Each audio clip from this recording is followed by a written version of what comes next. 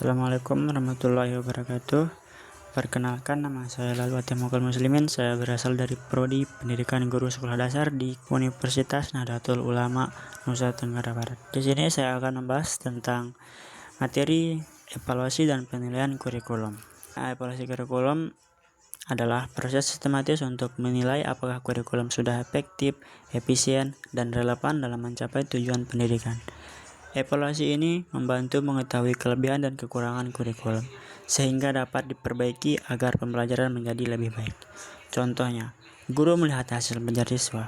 Jika banyak siswa belum memahami materi, maka guru akan mengubah metode pembelajaran, seperti menggunakan diskusi atau praktik agar lebih mudah dipahami. Sedangkan penilaian kurikulum adalah proses pengumpulan dan pengolahan informasi untuk mengukur pencapaian hasil belajar sesuai dengan kurikulum yang berlaku, yang dimana guru atau sekolah mengumpulkan data seperti nilai ujian, tugas, dan hasil observasi, kemudian menganalisisnya untuk melihat perkembangan siswa, sehingga dapat diukur tingkat pencapaian kompetensi yang telah ditetapkan. Dan hasil penilaian tersebut tidak hanya digunakan untuk menilai kemampuan siswa, tetapi juga untuk memperbaiki dan meningkatkan proses pembelajaran agar menjadi lebih efektif. Baik, di sini kita akan membahas tujuan evaluasi kurikulum, yang dimana tujuan evaluasi kurikulum sendiri berjumlah 4. Yang pertama, mengetahui keberhasilan kurikulum. Evaluasi ini dilakukan untuk melihat apakah kurikulum yang diterapkan sudah berhasil atau tidak mencapai tujuan pembelajaran. Misalnya, dilihat dari hasil belajar siswa, apakah mereka sudah memahami materi dengan baik atau belum. Yang kedua, menjadi dasar perbaikan kurikulum. Setelah melakukan evaluasi, hasil evaluasi itu digunakan sebagai bahan untuk memperbaiki kurikulum. Jika ditemukan adanya kekurangan, seperti materi terlalu sulit atau metode kurang efektif, maka kurikulum bisa diperbaiki agar lebih sesuai. Dan yang ketiga, menilai kesesuaian dengan kebutuhan peserta didik. Evaluasi bukan hanya untuk melihat apakah kurikulum yang ditetapkan sudah berhasil atau tidak mencapai tujuan pembelajaran. Evaluasi juga bertujuan untuk memastikan bahwa kurikulum sesuai dengan kebutuhan, kemampuan, dan perkembangan siswa. Kurikulum yang baik harus relevan dengan kondisi peserta didik. Dan yang terakhir, untuk meningkatkan kualitas pendidikan. Dengan adanya evaluasi, kualitas pendidikan dapat terus ditingkatkan. Kurikulum yang dievaluasi dan diperbaiki secara berkala akan membuat proses pembelajaran menjadi lebih efektif dan bermutu. Baik, selanjutnya kita akan membahas tentang tujuan penilaian kurikulum. Yang pertama, mengukur hasil belajar siswa. Penilaian hasil belajar siswa dilakukan untuk mengetahui sejauh mana siswa memahami materi yang telah diajarkan. Misalnya, melalui ulangan, tugas, atau ujian, sehingga guru bisa melihat apakah siswa sudah mencapai hasil belajar yang diharapkan.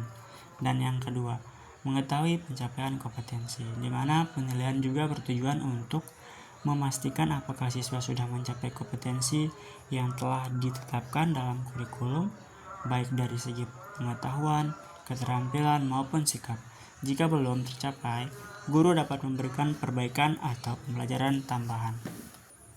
Baik, kita lanjut. Di sini kita akan menjelaskan fungsi evaluasi kurikulum yang terdiri dari 3 bagian utama. Yang pertama, fungsi diagnostik atau mengetahui kelemahan. Fungsi ini bertujuan untuk mengidentifikasi kelemahan atau kekurangan dalam proses pembelajaran maupun dalam kurikulum itu. Dan yang kedua, fungsi selektif. Fungsi selektif digunakan untuk melakukan penilaian dalam memilih atau menentukan sesuatu berdasarkan hasil evaluasi. Misalnya, menentukan siswa yang layak naik kelas, lulus, atau mengikuti program tertentu. Dan yang terakhir, fungsi perbaikan. Fungsi ini berperan dalam memperbaiki kekurangan yang ditemukan selama proses evaluasi. Jika ada bagian kurikulum atau pembelajaran yang kurang efektif, maka dapat diperbaiki berdasarkan hasil evaluasi. Baik, selanjutnya prinsip evaluasi dan penilaian. Prinsip evaluasi dan penilaian terdiri dari 3 bagian. Yang pertama, objektif. Penilaian harus dilakukan secara adil dan tidak dipengaruhi oleh pendapat pribadi. Guru menilai berdasarkan fakta dan hasil nyata dari peserta didik. Dan yang kedua, sistematis. Evaluasi harus dilakukan secara terencana dan terstruktur. Proses penilaian mengikuti langkah-langkah yang jelas, mulai dari perencanaan, pelaksanaan, hingga pengolahan hasil. Yang terakhir, valid dan reliable. Valid berarti penilaian benar-benar mengukur apa yang harusnya diukur. Sedangkan reliable berarti hasil penilaian konsisten jika dilakukan berulang kali. Jenis-jenis evaluasi kurikulum yang terdiri dari 4 bagian. Yang pertama, evaluasi formatif atau selama proses. Evaluasi ini dilakukan saat proses pembelajaran sedang berlangsung. Tujuannya untuk memantau perkembangan belajar siswa secara berkala. Yang kedua, evaluasi sumatif, akhir program. Evaluasi sumatif dilakukan di akhir pembelajaran atau program. Tujuannya untuk menilai hasil belajar secara keseluruhan. Yang ketiga, evaluasi diagnostik.